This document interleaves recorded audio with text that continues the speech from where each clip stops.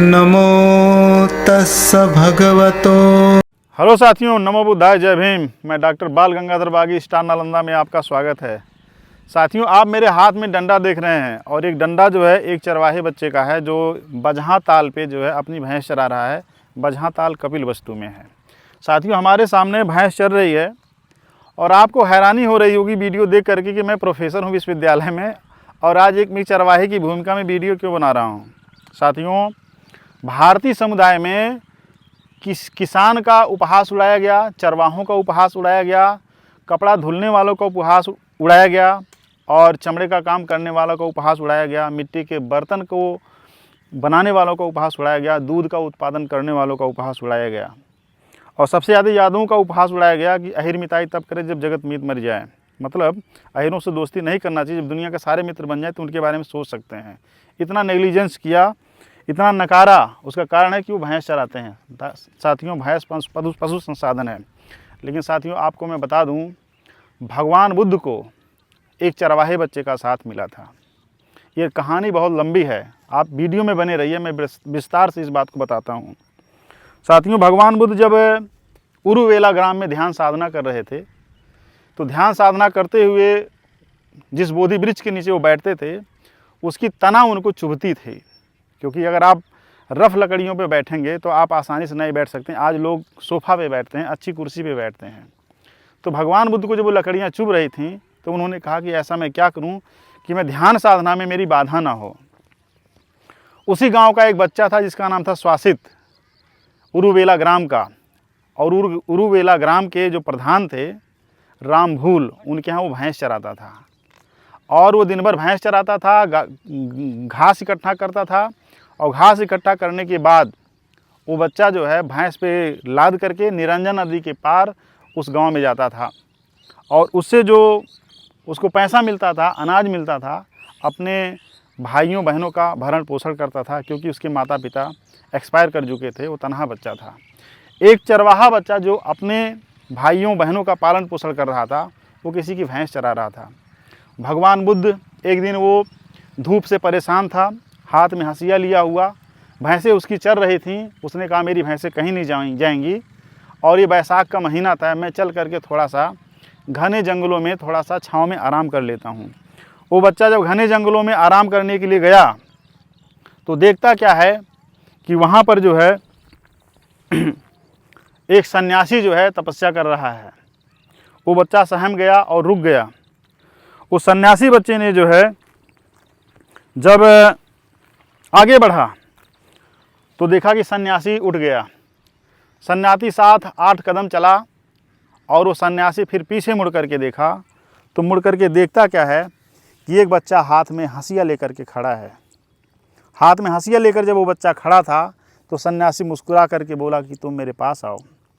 वो चरवाहा बच्चा जिसका नाम स्वासित था, उरुवेला ग्राम का रहने वाला था, जब वो चरवाहा बच्चा उस सन्यासी के पास गया जिसकी बड़ी बड़ी दाढ़ी, बड़ी बड़ी मूछें, सर पे जटाएं, बाल और शरीर जो है लंबा चौड़ा, कद काठी लंबी चौड़ी, कान बड़े बड़े, हाथ लंबे, दुबला पतला इंसान एक पीपल के पीछे पेड़ के नीचे बैठ करके ध्यान साधना लगा रहा था। स्वास्तिक जो बच्चा है, चरवाहा बच्चा, जा कर के पूछता है कि आप कौन हैं, कहाँ के रहने वाले हैं। तो वो बताते हैं कि मेरा नाम सिद्धार्थ है, मैं कपिलवस्तु का रहने वाला हूँ, मैं राजा शुद्धोधन का पुत्र हूँ और संसार को बदलने के लिए जो समाज में दुख है उस दुख का निवारण करने के लिए मैंने अपना गृह त्याग कर दिया है, मैंने अपने राजमहल को छोड़ दिया है और मैं आज इस जंगलों में ज्ञान की तलाश में भटक रहा हूँ।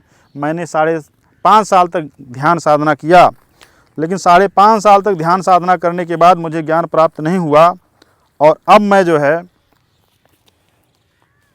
सोच रहा हूँ कि मैं क्या करूँ। स्वासित बच्चा पर डे उनके लिए नमक और मोटे चावल लाता था। वो सन्यासी खाता था। सन्यासी खाने के बाद जो है उन बच्चों के साथ बैठ करके वो सन्यासी खाते थे। उसी गांव की एक लड़की थी जिसका नाम था सुजाता। सुजाता पतले चावल लाती थी। पतले चावल इसलिए लाती थी कि उसके पास खेती बाड़ी थी। पतला चावल ज़्यादा स्वादिष्ट होता है, मोटा चावल कम स्वादिष्ट होता है। तो साथियों, भगवान बुद्ध ने कहा कि बेटा एक समस्या है, मुझे तपस्या करने में बड़ी समस्या उत्पन्न हो रही है।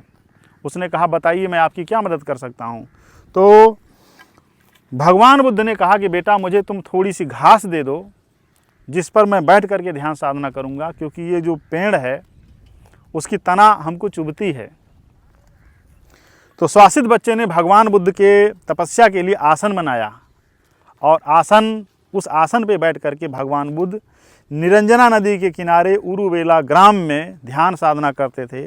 और ध्यान साधना करते हुए वैशाख पूर्णिमा के दिन उन्होंने दुनिया का एनालिसिस करके साइकोलॉजी का एनालिसिस किया, इन्वायरमेंटलिज्म का एनालिसिस किया, सोसाइटी का एनालिसिस किया, वुमेन राइट्स का एनालिसिस किया, ह्यूमन राइट्स का एनालिसिस किया। तमाम एनालिसिस करने के बाद ईश्वर है कि नहीं है इसका एनालिसिस किया, आत्मा है कि नहीं इसका एनालिसिस किया, दुनिया ठहरी हुई या प्रक्षण बदल रही है, प्रतीत समुत्पात का सिद्धांत दिया, अनिच्चावत संखारा की उन्होंने बात की और फाइनली कंक्लूजन पे पहुँचे ये जो समस्त जगत है ये समता भाव में चल सकता है, मध्यम मार्गी दर्शन से चल सकता है, मिडिल पाथ से चल सकता है। तो इस आधार पे तथागत गौतम बुद्ध ने अपने दर्शन का सूत्रपात किया। इसमें उस चरवाहे स्वासित बच्चे की बड़ी भूमिका है जो कि भैंस चराता था। साथियों, भारत में चरवाहों का मजाक क्यों बनाया गया? साथियों, चरवाहों के मजाक बनाने के पीछे भगवान बुद्ध के साथ स्वासित चरवाहे बच्चे की जो बात है वो कहीं ना कहीं एक बड़ी भूमिका निभाती है, क्योंकि भारतीय समाज में तथागत बुद्ध को भी कुछ असामाजिक तत्वों ने विरोध किया। जैसे उनको कहा बुद्ध मतलब ज्ञानी होता है, बुद्धू का मतलब भी ज्ञानी है, लेकिन बुद्धू शब्द का अर्थ इन्होंने बताया कि जो मूर्ख है वो बुद्धू है। फिर उन्होंने कहा कि भगवान बुद्ध की महत्ता बड़ी, उन्होंने कहा भगवान मतलब ईश्वर। भगवान बुद्ध तो ईश्वर वगैरह को मानते नहीं थे, लेकिन इन लोगों ने क्या कपोल कल्पना गढ़ी कि भगवान मतलब ईश्वर, उन्हीं को उल्टा बदनाम कर दीजिए। और उरुवेला ग्राम में उन्होंने ध्यान साधना किया था, उस जगह का नाम बदला जब बुद्धिज्म भारत से ख़त्म किया इन्होंने भौतिक रूप से, तब उरुवेला ग्राम को ही बोधि कहा कि बुद्ध यहाँ से चला गया। इस पर साथ ही मैं एक वीडियो बनाया हूँ। तो स्वासित बच्चे की बड़ी भूमिका रहती है। भगवान बुद्ध को जब ज्ञान प्राप्त हुआ तो स्वासित 9-10 साल का बच्चा था और उसने कहा कि भगवान मुझे भी ज्ञान चाहिए। भगवान ने कहा कि अभी तुम्हारी उम्र कम है, तुम्हारी उम्र ठीक ठाक हो जाए, कम से कम वयस्क हो जाए, एडल्ट हो जाए, तब हम तुमको ज्ञान देंगे। और उस बच्चे की जब उम्र जो है 20 साल के आसपास पहुंची तब भगवान बुद्ध उरुवेला ग्राम में दोबारा आते हैं और उरुवेला ग्राम में आकर के उस बच्चे को धम्म में शामिल करते हैं, दीक्षित करते हैं और वो विद्वान भिक्षु बनता है। और वहाँ से चल करके जो है पैदल भगवान बुद्ध के साथ, भगवान बुद्ध जब उसके घर पे जाते हैं तो वो बच्चा जो है अपनी भैंसों को तालाब में धुल रहा था। भगवान बुद्ध ने उसकी बहनों से पूछा कि वो स्वासित कहाँ है, तो उसने कहा कि अपनी भैंसों को तालाब में धुल रहा है, मैं बुला के लाती हूँ।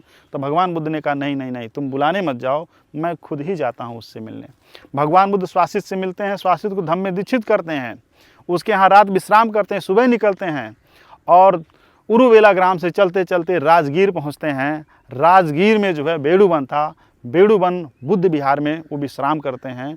उनके साथ राहुल भी थे और सारिपुत्र भी थे, कौंडन जो बौद्ध भिक्षु थे उस वेड़ुवन विहार के जो है प्रबंधनाचार्य थे जो है। तो भगवान बुद्ध ने देशनाएँ किया और बड़े तरीके से समझाया।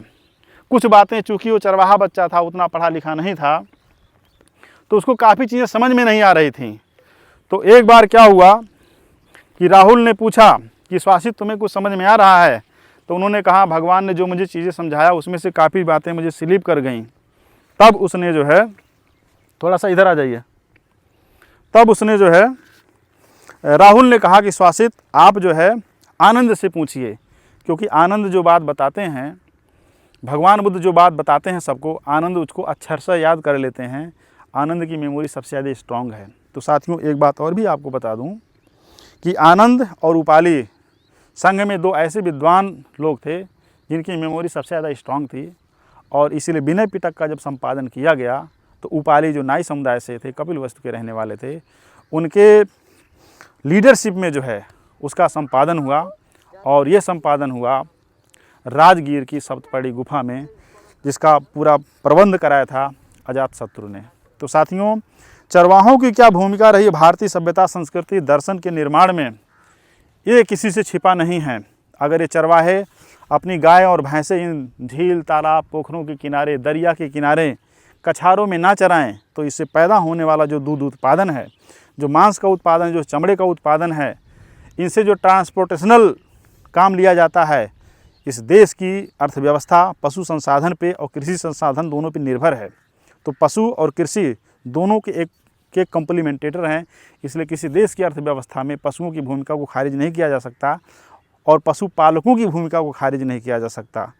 तो साथियों, जो लोग बदनाम करते हैं चरवाहा समुदाय को, उनको मेरा विशेष संदेश ये है कि वो ऐसा अगर कर रहे हैं तो मानवीय गरिमा के खिलाफ काम कर रहे हैं, क्योंकि आपका बच्चा जब दूध से व्याकुल होगा और आपका बच्चा जैसे पैदा हुआ, उसकी माँ को दूध नहीं हो रहा है, वो गाय भैंसों का ही दूध पी करके ज़िंदा रहेगा।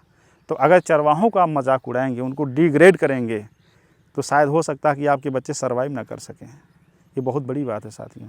थैंक यू वेरी मच साथियों, हम फिर आपसे मिलेंगे जो है। जय भीम, नमो बुद्धाय।